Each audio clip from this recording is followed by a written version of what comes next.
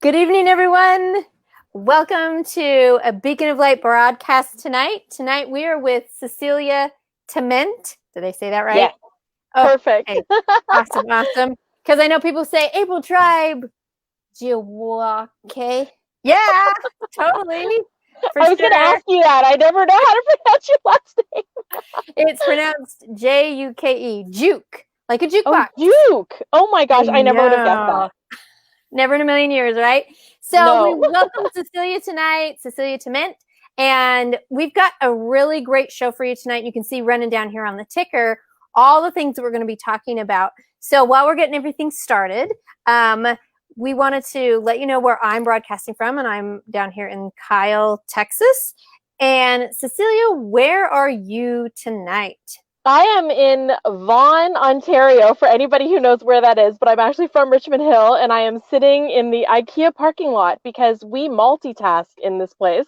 And, and I am here talking to you guys live, so I'm really excited to be here, and thank you, April, for having me. You are welcome. And I am so excited for you to be a part of this entire great conversation. And as you can see down here on the bottom, we've got some great things that are going to be happening tonight. So it looks like we see some people popping in here. Welcome, everyone. And hey, tell us where you're from. Put that in there and let's go ahead and get this conversation really rocking. All right, Miss Cecilia, I have your incredible, amazing book right here. If Aww. I could, I would. Mhm. And before we dive into that, why don't you share a little bit about yourself and why you came up with this concept of writing this book? Well, I am a survivor. I say thriver after child abuse, actually, now. I suffered for 40 plus years from the after effects of that child abuse. And I had not learned to love myself or even like myself. And I really had gone through severe depression, anxiety, suicidal thoughts. And that really put me in a really bad position of, not knowing how to live my life to the fullest, being consistently pushed down by my own negative thoughts, the memories, and the trauma that I had been through. And so, after working in a shelter for abuse of women and children for about 18 years, I had a really big nervous breakdown. A series of very tragic events happened, and it just sort of put me on the floor. And I had to peel myself back up off there and start fresh. And from that experience, I ended up kind of dealing with all the after effects of the abuse. And, I decided to write a book about it. And so here I am. Wow. That is an incredible journey to realize that you've hit to a place where now you need to express it. And in writing, journaling, expressing it in any way, what did that do for you personally? I actually wrote a lot of music when I was younger. I didn't know how to write music itself, but I wrote lyrics and I would sing them and I would come up with a melody. I would have very vivid dreams. I would write stories. Whatever I could do to carry myself away from what was going on in the house is what I actually would do on a consistent basis. So I really started writing quite young. And, I had written this story a number of years ago, and I just sat there for a very long time. And I just hadn't done anything with it. And I never thought it would go anywhere. So this is really a very beautiful time for me because this story is so important. And the fact that it's getting out to so many people now has been kind of the accomplishment of my life, because the message of anti-violence for me is everything. Amazing. That message of anti-violence, share more about what that looks like, feels like, and means in your eyes, and how you share that with other people so they can understand. Well, that's a great question. What's different for me and my story is that I actually confronted my dad about the abuse about 2 years ago, and when I confronted him, it was after I had done it a few times in the past, and I remember the first time I had done it, he sort of denied that the abuse ever even happened, said he didn't remember, and it took me another 12 years to work up the courage to talk to him about it again. And what's interesting about that moment is I basically said, listen, You don't get to negate my experiences or tell me that you don't remember. You don't get to, say to me that, oh, it's no big deal, everything's fine now, because I had suffered so greatly over and over again from the memories of the abuse. And I think when I finally told him, I just knew in my heart and in my soul that I deserved better. And so I said to him, either you change and you admit to this and you work with me on healing together, or I'm done with you. You will never see me. You will never see your grandchildren ever again. And I'm comfortable with that. And in that moment, it was very real and very raw. There were a lot of tears and heartache. And from that really, transitional place, we were able to heal together and renew our relationship from a place of peace and forgiveness. And that completely changed the trajectory of my life. And really, for me, my goal is to say that in order to stop violence, we have to address it not only from the position and the viewpoint of the victim, but we absolutely must also look at the perpetrator. And that's something that a lot of people don't do. And so part of what I am here to talk about is holding people accountable, asking them to admit to, understand, and recognize where their abusive behaviors have come from, and to work towards doing what they can with healing action to stop violence in its tracks. Wow. That is a large range. And it seems like that you just didn't come to this overnight. Like, boom, I have the understanding, the epiphany of all of this. What were the years like in learning these kinds of lessons to be able to actually confront, understand your father's side, his side, and then asking as a partnership to heal together? You alluded that it first time 12 years, right? Mm-hmm. You made the ask and he was denying it, and it took 12 years. So in those 12 years, what did you do? Did you sit, wait, develop yourself? What happened in those 12 years? I just had to do a lot of self-learning. I think that a big part of life is you got to fall down, and you have to fall down hard. And when you fall down hard, you start to see and recognize the traumatic patterns that come from being unhealed.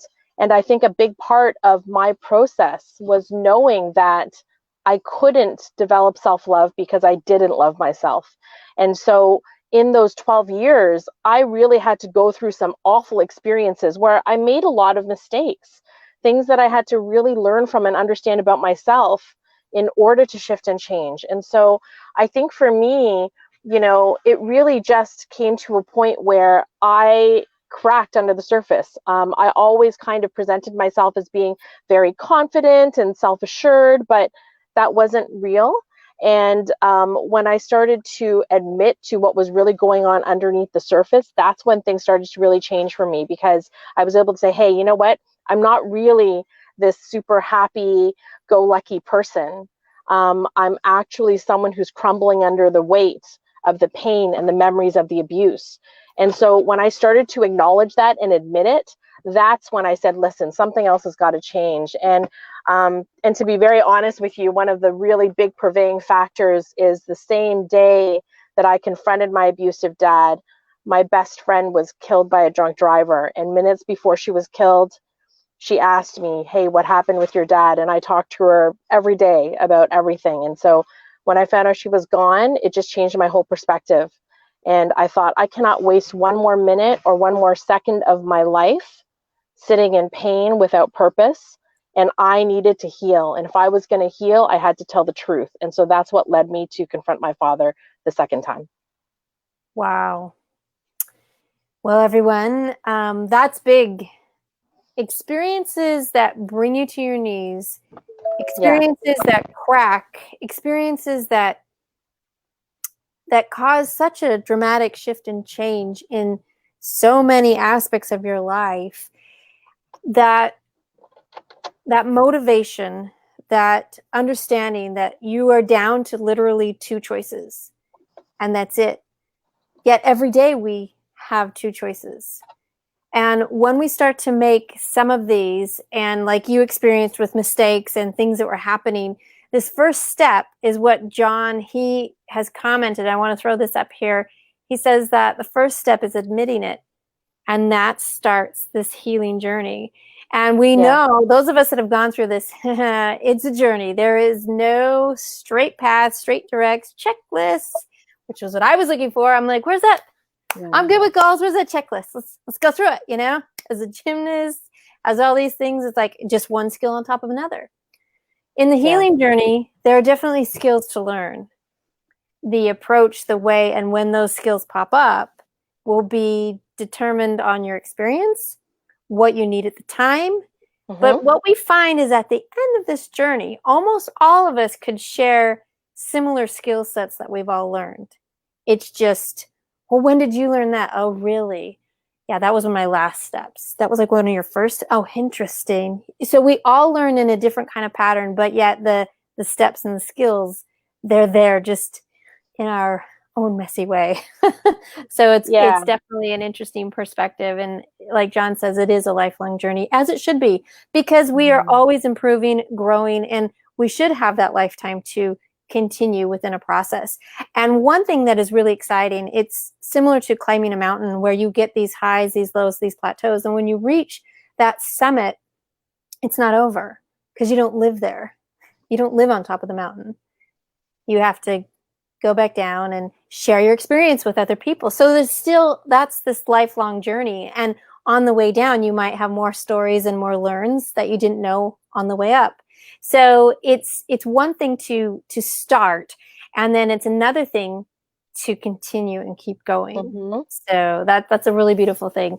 So thank you, John, for sharing your perspective on this. And so, Cecilia, when you had these conversations, did you involve your mom with these conversations, or was it at a separate time? Can you explain some of that? No, you know what? We talked about it together, and I asked my husband to be there, and I asked my mom to be there, and it was really important to me that my mother was there because she suffered so greatly, more than I did, and for so many years. And she really needed to find her voice and use her voice and let him know what it was that was challenging her throughout her life as a result of the abuse. And so to see her bravery in that moment, when she finally, it's almost like, it's like she had it at the tip of her throat for all these years. And when she finally let it out, it's almost like, I want to call it like, it was almost like a war cry. It was so raw and real and emotional.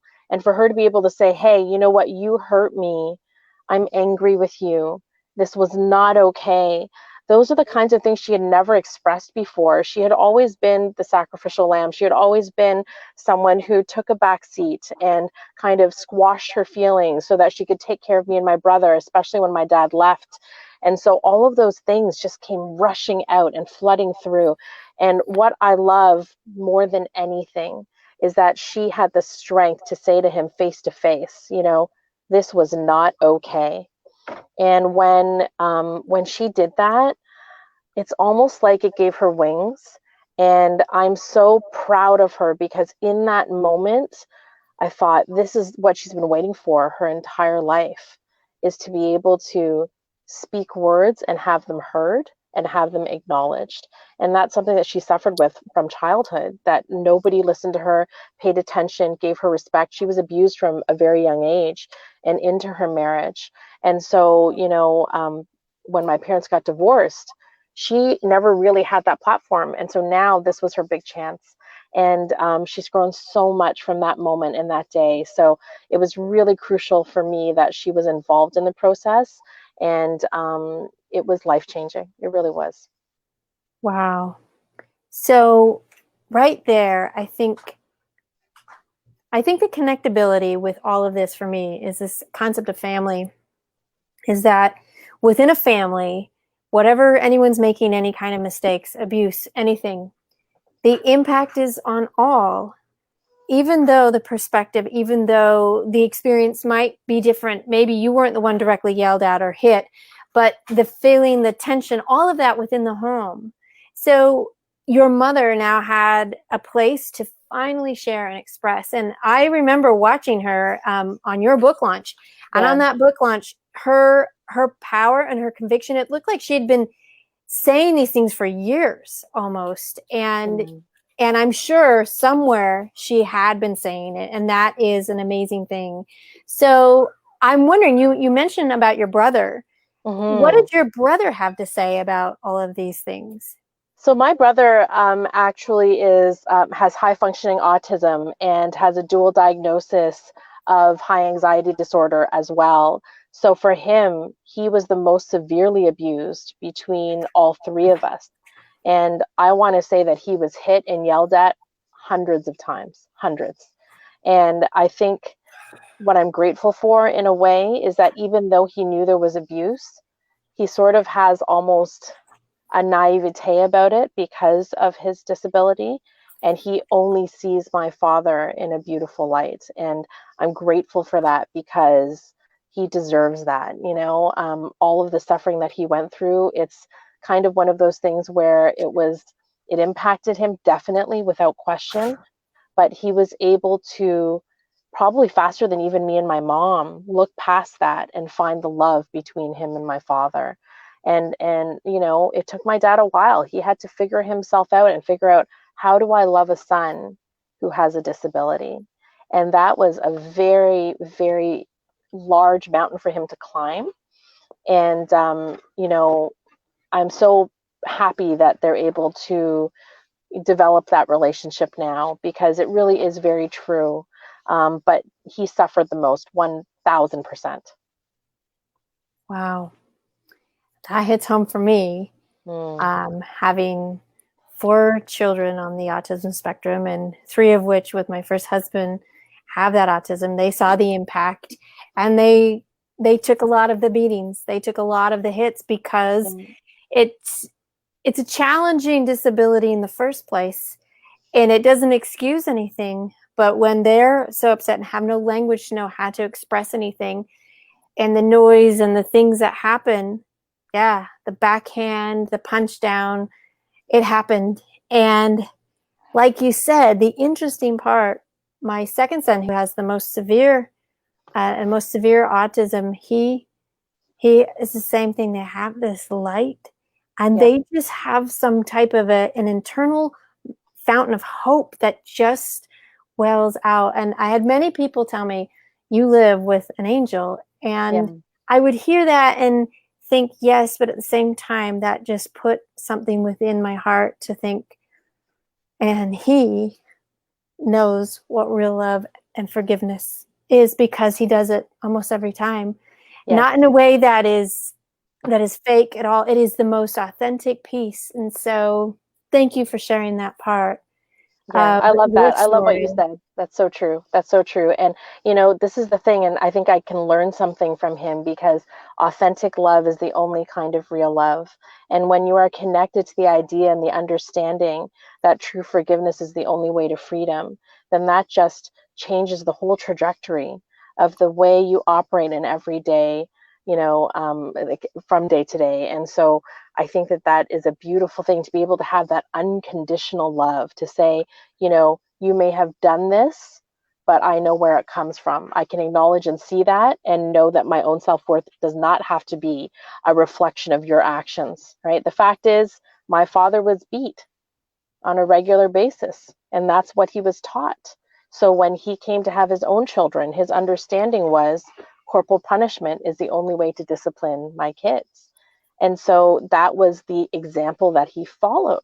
So really, when you talk about generational trauma and generational pain, you are handing down everything that you learned and everything you understand about parenting to your children.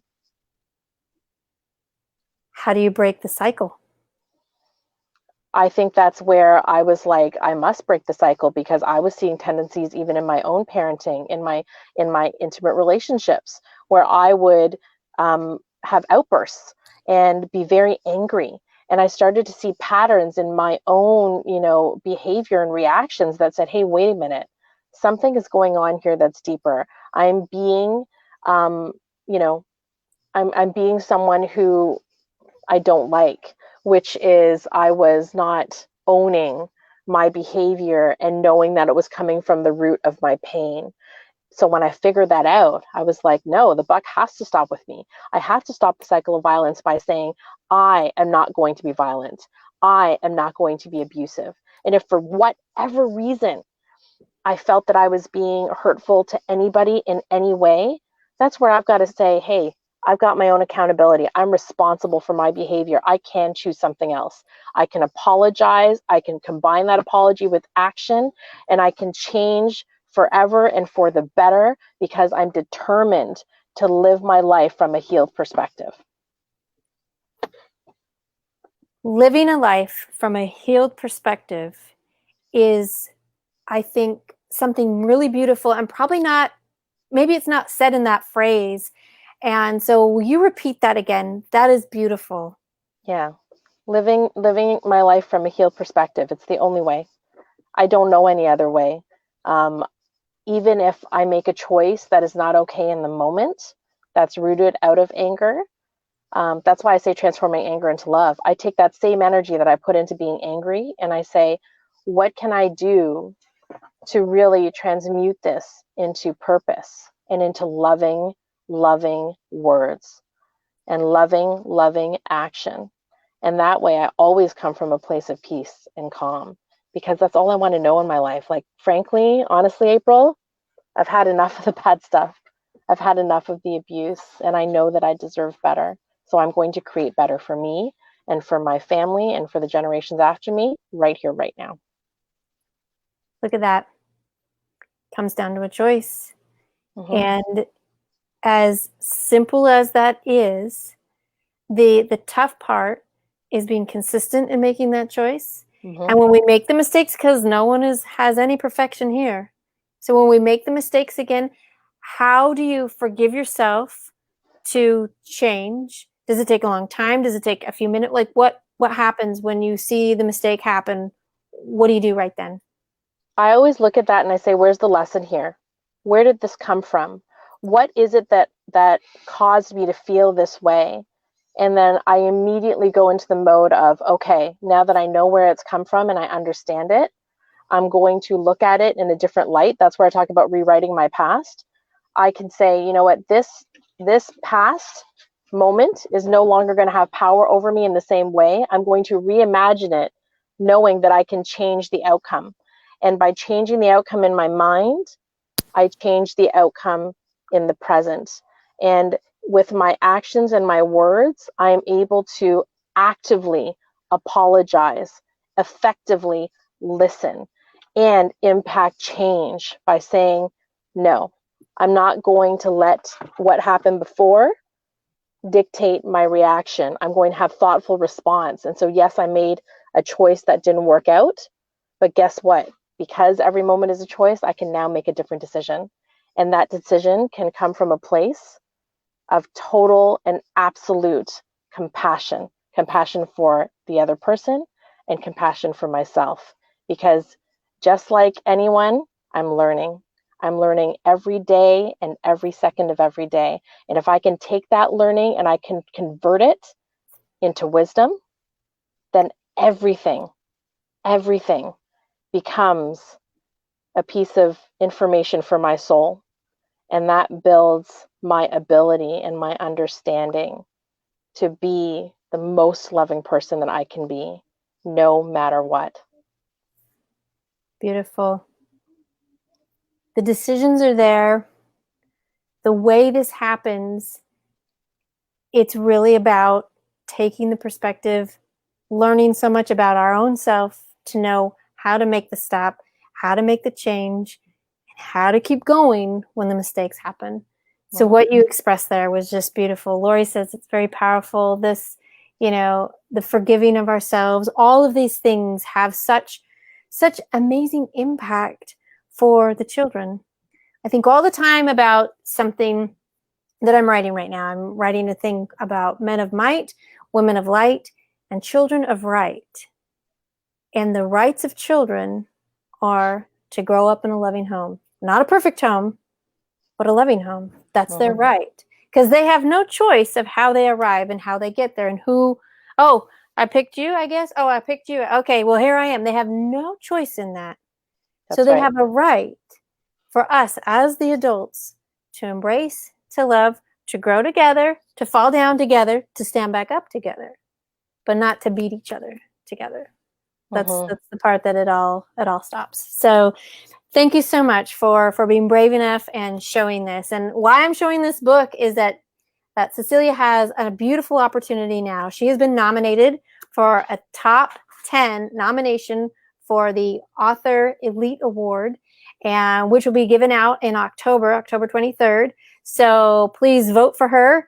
At the bottom of this, we'll put the links there. We'll also put the link to where you can get a hold of this book for yourself and share it with your children, your family, and help them to understand that, you know, their change is possible, accountability is possible, and breaking these cycles are absolutely possible. So let's leave you with the last word, Cecilia, and take us home. You know, I just want everybody to know that hope is alive and well, and that never, ever, ever give up on yourself. Never give up on anyone else. Know that you have the power and the presence to be your most authentic self every moment of every day if you just choose love. There is nothing beyond your capability. You know, I'm living proof. The fact that, and those of you who don't know, we didn't talk about this, but my dad wrote a letter at the end of the book, and it's beautiful and it's powerful, because that is what I call human presence and human change.